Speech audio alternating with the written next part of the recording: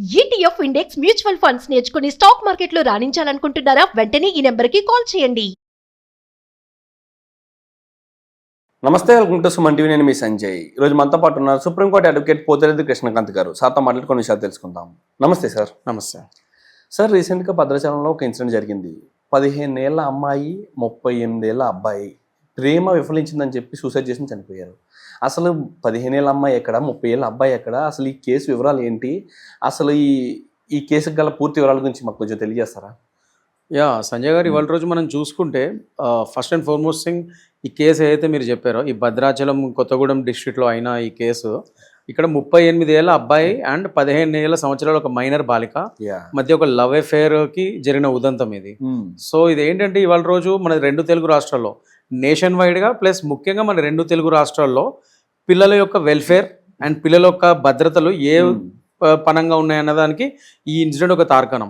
ఎందుకంటే ముఖ్యంగా మన ఈ 2 తెలుగు రాష్ట్రాల్లో ఈ పోక్సో కేసెస్, పోక్సో అంటే prevention of child sexual abuse act కింద వస్తుంది అది. సో ఈ సెక్షువల్ ఆఫెన్సెస్ యాక్ట్ కింద ఇది తీసుకురావడం జరిగింది. ముఖ్యంగా బాలికల్ని కానీ బాలుల్ని కానీ ఈ సెక్షువల్ ఆఫెన్సెస్ నుంచి కాపాడడం కోసం ఈ పోక్సో అనేది తీసుకొచ్చాం. కానీ ఇవాళ రోజు అది ఆశ్చర్యంగా ఏంటంటే, ఈ 2 తెలుగు రాష్ట్రాల్లో ఈ కేసెస్ చాలా ఎక్కువైనాయి. ఇవాళ రోజు ఇప్పుడు మీరు ఇప్పుడు చెప్పిన ఏదైతే ఈ కేసు ఉందో దానికి క్లియర్ తార్కాణం అనమాట. సో ఎంత బాధాకరం అంటే, ఒక 38 ఏళ్ల ఒక వ్యక్తి ఒక 15 ఏళ్ల అమ్మాయిని లవ్ చేయడం ఏంటి? ఆ అమ్మాయి అఫ్కోర్స్ ఆ అమ్మాయి చిన్న వయసు, అమ్మాయి మైనర్, ఆ అమ్మాయికి ఇంకా పరిపక్వత వచ్చి ఉండదు, మైండ్ ఇంకా అంత మెచ్యూర్ అయి ఉండదు. సో అలాంటి అమ్మాయిని ట్రాప్ చేసి ఒక విధంగా లవ్ అఫేర్ నడిపించి, మళ్ళీ అతనికి పెళ్ళైంది, 3 పిల్లలు ఉన్నారు, వాళ్ళు ఆడపిల్లలే, and still he has done such a crime. ఒక విధంగా ఒకవేళ బతుకుంటే, బట్ ఇప్పుడు ఇన్సిడెంట్ వాళ్ళు ఇద్దరు సూసైడ్ చేసుకుని చనిపోవడం జరిగింది, చాలా బాధాకరం. ఇప్పుడు ఒకవేళ బతుకుంటే మాత్రం అతని మీద ఈ పాక్సో యాక్ట్ చాలా సివియర్ గా పడేవి, ఈ సెక్షన్స్ ఈజీగా 20 ఏళ్ళు జైలు శిక్ష కూడా పడే ఛాన్సెస్ ఉండేవి. అండ్ ఎగ్జాక్ట్లీ సార్, ప్రీవియస్ గా లాస్ట్ ఇయరే వాళ్ళ తల్లిదండ్రులు కూడా అబ్బాయిపై పోక్సో యాక్ట్ ఫైల్ చేసినట్టు తెలుస్తుంది. 45 రోజులు జైల్లో ఉండొచ్చిన తర్వాత ఈ ఇన్సిడెంట్ జరిగినట్టు తెలుస్తుంది సార్. అసలు ఈ విషయంలో తల్లిదండ్రుల పాత్ర ఏంటంటారు? అసలు మంచి క్వశ్చన్ అండి. వాళ్ళ తల్లిదండ్రులుగా వాళ్ళు ఒక పోలీస్ కేసు వేశారు, పాక్సో యాక్ట్ సెక్షన్స్ యాడ్ చేశారు, అతను జైల్లో పెట్టించారు, ఓకే. కానీ దాని తర్వాత మళ్ళీ వీళ్ళు తీసుకోవాల్సిన చర్యలు తీసుకొని లేదనే కదా ఇక్కడ తెలుస్తుంది. ఇప్పుడు ఒక పేరెంట్స్ గా ఫస్ట్ ఆఫ్ ఆల్ మీ అమ్మాయి కానీ మీ అబ్బాయి కానీ అలా బయటకు వెళ్ళినప్పుడు, మైనర్ వయసులో ఉన్నప్పుడు, 18 ఏళ్ళ లోపల ఉన్న వాళ్ళందరూ మైనర్ల కింద పరిగణించబడతారు మన దేశంలో. సో 18 ఏళ్ళ లోపల ఉన్న బాలిక బయటకు ఎక్కడికి వెళ్తుంది ఏంటి, మీరు సరైన విధంగా మీరు పర్యవేక్షించకపోతే దాని పర్యవసనాలు ఇట్లానే ఉంటాయి. జస్ట్ కంప్లైంట్ ఇచ్చేసి అతని మీద పోలీస్ కేసు పెడితే సరిపోదు కదా. అతను రిమాండ్ లో పెట్టారు, అతను బెయిల్ మీద బయటకు వచ్చాడు, అయిపోయింది. దాని తర్వాత మళ్ళీ జరగాల్సిన ఈ ఉదంతం జరిగిపోయింది, ఈ ట్రాజడీ అయిపోయింది. సో నేనేం చెప్తున్నానంటే, జస్ట్ బికాస్ అసలు ఫస్ట్ ఆఫ్ ఆల్ ఇలాంటివి జరగకుండానే ముందుగానే prevention is better than cure అంటారు. సో ఆ విధంగా ప్రివెన్షన్ కింద వీళ్ళు ఫస్ట్ నుంచే వాళ్ళ కూతురిని జాగ్రత్తగా చూసుకుంటూ, అసలు ఎక్కడికి వెళ్తుంది ఏంటి, ఏమేమి చేస్తుంది, ఇవన్నీ ఒక సరైన పర్యవేక్షణ ఉంటూ, అట్ ద సేమ్ టైం ఈ వయసులో పిల్లలకి సెక్స్ ఎడ్యుకేషన్ అనేది చాలా ఇంపార్టెంట్. మన national education policy 2020 guide lines ప్రకారం కూడా స్కూల్స్ అన్నింటిలో సెక్స్ ఎడ్యుకేషన్ కంపల్సరీ చేశారు. సో అలాంటప్పుడు కానీ ఎంతవరకు ఎన్ని స్కూల్స్ క్లియర్ గా సెక్స్ ఎడ్యుకేషన్ ని కరెక్ట్ గా ఇంప్లిమెంట్ చేస్తున్నారు, ఆ సరైన మెకానిజం ఉందనేది మనం పర్యవేక్షించుకోవాలి. ఇవాళ రోజు చిన్నపిల్లలకి సెక్స్ ఎడ్యుకేషన్ ఒక ఏజ్ వచ్చిన తర్వాత, ఒక టీనేజ్ వయసు వచ్చిన తర్వాత డెఫినెట్ గా ఇవ్వాల్సిన అవసరం ఉంది స్కూల్స్ లో కానీ. At the same time parents and schools కలిపి ఇలాంటి అవేర్నెస్ ప్రోగ్రామ్స్ తీసుకురావాలి. వాళ్ళ పిల్లలకి ఇలాంటి అవేర్నెస్ ప్రోగ్రామ్స్ పెడితే పిల్లలకి సెక్స్ ఎడ్యుకేషన్ వస్తుంది, ఏది మంచో ఏది చెడో, what is right what is wrong, ఇవన్నీ ఒక క్లియర్ ఒక ఇది వస్తుంది, వాళ్ళకి ఆలోచన వస్తుంది. దాని ప్రకారం వాళ్ళు అప్పుడు ఏంటంటే వాళ్ళు సరైన నిర్ణయాలు తీసుకోగలుగుతారు. అండ్ పేరెంట్స్ కూడా ఎప్పటికప్పుడు పర్యవేక్షిస్తూ ఉండాలి వాళ్ళ పిల్లలు. రైట్ పేరెంటింగ్ చేస్తుంటే వాళ్ళ రోజు ఈ దుస్థితి వచ్చేది కాదు. అది లేకనే వాళ్ళ రోజు ఈ ట్రాజడీ అయింది, ఇంత పెద్ద క్రైమ్ అయింది.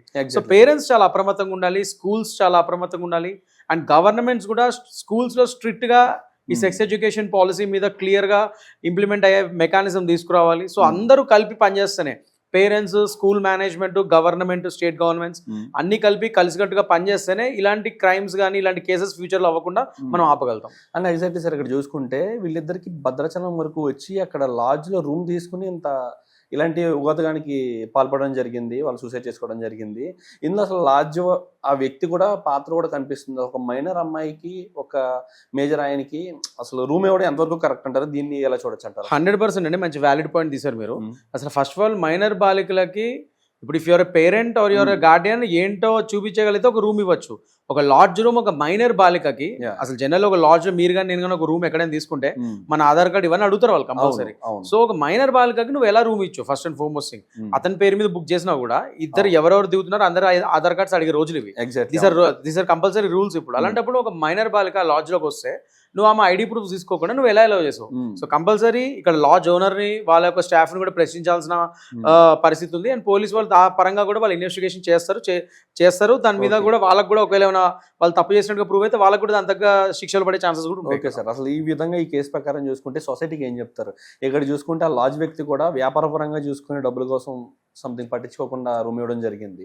అసలు ఒక మైనర్ బాలికపై ఇలాంటి ఉదాతాలు జరగడం చూసుకుంటే బయట బలవంతంగా రేపులు కూడా చేస్తున్నారు, మర్డర్లు కూడా చేస్తున్నారు సార్. ఇలాంటి మైనర్ బాలికల రక్షణ కోసం సొసైటీలో వ్యక్తులు కూడా ఎలాగ జాగ్రత్తలు తీసుకోవాలంటారు? సార్ ఫస్ట్ నేను చెప్పేది ఏంటంటే సంజయ్ గారు, మన చేతిలో ఇప్పుడు ఈ భూతం ఉంది, అర్థమైందా? ఇది ఫస్ట్ దీన్ని నిరోధించగలిగితే పిల్లల చేతుల్లో నుంచి సగం ప్రాబ్లమ్ సాల్వ్ అయిపోతాయి అనేది నేనే కాదు చాలా మంది ఆలోచించే ఒక ఆలోచన అది.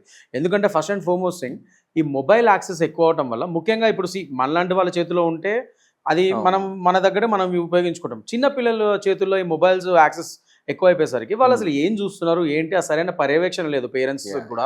వాళ్ళు అంటే వాళ్ళు గోడ చేస్తున్నా అల్లరి చేస్తున్నా సరే కొంచెం మొబైల్ ఇచ్చేస్తారు నోరు మూసేస్తారు కదా అన్న పందాల వాళ్ళకి మొబైల్స్ ఇచ్చేసి కూర్చోబెట్టేస్తున్నారు. ఫస్ట్ వాళ్ళు చిన్నపిల్లలు మరీ చిన్నపిల్లలు అయితే వాళ్ళు కూడా మొబైల్స్ ఎడిట్ అవ్వడం చూస్తున్నాం మనం. వాళ్ళు కూడా అసలు రైమ్స్ అవన్నీ కూడా మొబైల్స్ లోనే చూసుకొని నేర్చుకునే పరిస్థితులు అవన్నీ చూసుకొని నేర్చుకుని దానివల్ల చాలా మందికి చిన్నపిల్లలకి అయితే మాటల దగ్గర అండ్ వర్చువల్ ఆటిజం ఇలాంటి కొత్త జబ్బులు కూడా వస్తున్న విషయాలు మనం చూస్తున్నాం. అది కాకుండా టీనేజర్స్కి వచ్చేసరికి ఇలా మొబైల్ యాక్సెస్ ఉంటే మొన్న కుకట్పల్లి కేసే చూసాం మనం. అక్కడ ఆ పిల్లోడు అంతే వాడు మైనరే కానీ అతను చూడు అతని ఆలోచనలు ఎంత వైలెంట్ గా అయ్యాయో. అది మొబైల్ ఇలాంటివన్నీ దొంగతనం చేసేవాడు. ఆ మొబైల్ దొంగతనం చేసిన రోజే వాళ్ళ పేరెంట్స్ అతను గట్టిగా అడుగుంటే ప్రశ్నించుంటే ఈ పాటికి నెక్స్ట్ మర్డర్ కూడా అయ్యేది కాదేమో అని నా ఆలోచన. సేమ్ థింగ్ ఇక్కడ కూడా ఇక్కడ మొబైల్ యాక్సెస్ ఎక్కువ అవడం వల్ల చిన్నపిల్లలు ఈ టీనేజర్స్ ముఖ్యంగా ఈ మొబైల్స్ లో వాళ్ళు ఎటువంటి కంటెంట్ చూస్తున్నారు ఎటువంటి కంటెంట్ కన్జ్యూమ్ చేస్తున్నారు ఇవన్నిటి మీద పేరెంట్స్ అండ్ టీచర్స్ వీళ్ళందరూ పర్యవేక్షణ ఉండాలి. అది లేక ఒక చైల్డ్ లాకింగ్ సిస్టమ్ కూడా కరెక్ట్ గా లేక మొబైల్స్ లో అండ్ మీ మొబైల్స్ అవి పిల్లలకి ఎక్కువ ఇవ్వడం వల్ల టెక్నాలజీ ఎక్కువ యూజ్ చేయడం వల్ల technology is a two sharp edge sword. అది అంటే రెండు వైపులా పదును ఉంటుంది, రెండు వైపులా పదునున్న కత్తి అది. సో దాన్ని మంచిగా ఉపయోగించుకోవచ్చు చెడుకు ఉపయోగించుకోవచ్చు. కానీ ఇక్కడ పిల్లల విషయంలోకి వచ్చరికి అది ఎక్కువ చెడుకు ఉపయోగించుకునే దారకాణాలు ఎక్కువ కనబడుతున్నాయి. అలాంటప్పుడు పేరెంట్స్ చాలా అప్రమత్తంగా ఉండాలి. సొసైటీ పరంగా మనం కూడా అలాంటివి చూసినా కూడా వెంటనే పిల్లల్ని మంచి చెడు చెప్పే పరిస్థితులు ఉండాలి. ముఖ్యంగా టీచర్స్ స్కూల్స్ ఇవన్నీ కూడా ప్లే మేజర్ పార్ట్. స్కూల్స్ కూడా అలాంటి అవేర్నెస్ ప్రోగ్రామ్స్ తీసుకురావాలని చెప్పి నేను కూడా కోరుకుంటున్నాను. So government should compel and pass some strict orders and GOs regarding schools and their managements. అంటే ఏంటంటే sex education and mobile access ఇవన్నీ తగ్గడము, సెక్స్ ఎడ్యుకేషన్ క్లియర్గా మంచిగా ఒక ఇంప్లిమెంట్ చేయడము, ఇలాంటి కొత్త పాలసీలు తీసుకొస్తే ఇలాంటి కొద్ది తగ్గే ఛాన్సెస్ ఉంటాయి. And main at the end of the day పేరెంట్స్గా మీరు కరెక్ట్ పేరెంటింగ్ చేసి పిల్లలకి కావాల్సిన ఎమోషనల్ సపోర్ట్ అన్ని సపోర్ట్ మీరు ఇవ్వగలిగితే సరైన కౌన్సిలింగ్ ఇవ్వగలిగితే ఇప్పుడు ఇందులో కూడా జువెనైల్ జస్టిస్ యాక్ట్ వస్తుంది ఇక్కడ. సో ఇక్కడ చైల్డ్ వెల్ఫేర్ కమిటీస్ ఉంటాయి.